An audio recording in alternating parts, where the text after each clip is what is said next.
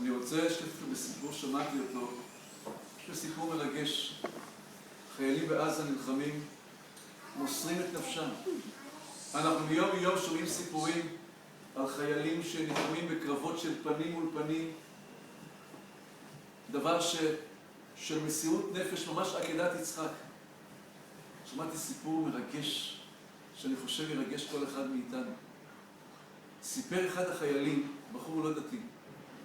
ברוך השם, עם ישראל נרתם כולו למאמץ המלחמתי, בחורי הישיבה בלימוד התורה שלהם, ואזרחי עם ישראל שולחים לחיילים חבילות, ממש, ביגוד, כל מה שצריך.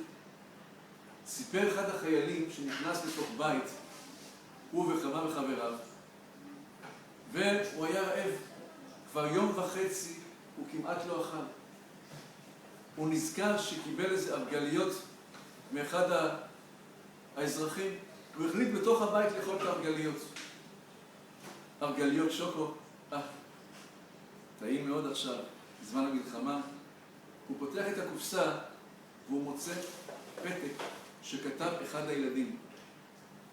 וכך כותב אחד הילדים: חייל יקר, אני יודע שאתה שומר על עם ישראל, אתה מגן עלינו בגופך, אתה מציל אותנו מכל הפיגועים, מכל הפצצות, מכל הטילים. שלחתי לך ממתקים, אבל יש לי בקשה אחת אליך. לפני שאתה אוכל את הארגליות, תברך את הברכה לפני האכילה. החייל מעולם לא ידע איך מברכים ברכה על ארגליות. אבל בקצה השני של החדר היה שם בחור דתי. אמר החייל, אני אלך אליו ואני אשאל אותו מה מברכים. אמלא את המשאלה של אותו ילד קטן ששלח את הארגליות. הוא ניגש לבחור, בחור דתי, אומר לו, סלח לי,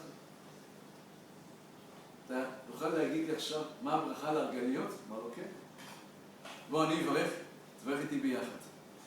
ואז שניהם, שמצטרף אליהם עוד חייל, ברוך אתה השם, אלוקינו מלך העולם, בורא מיני מזונות.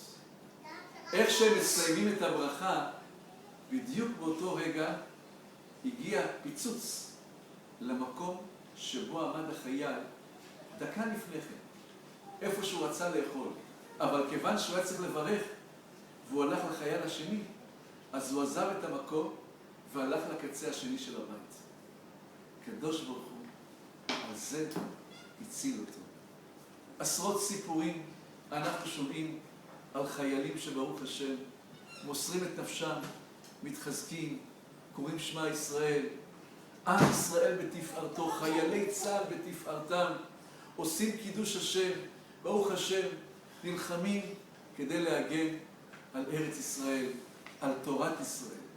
אחד, שעם חייל נלחם כדי להציל את ארץ ישראל, הוא יודע, כדי שנזכה כולנו בעזרת השם, לשבת בארץ הקדושה וללמוד תורה.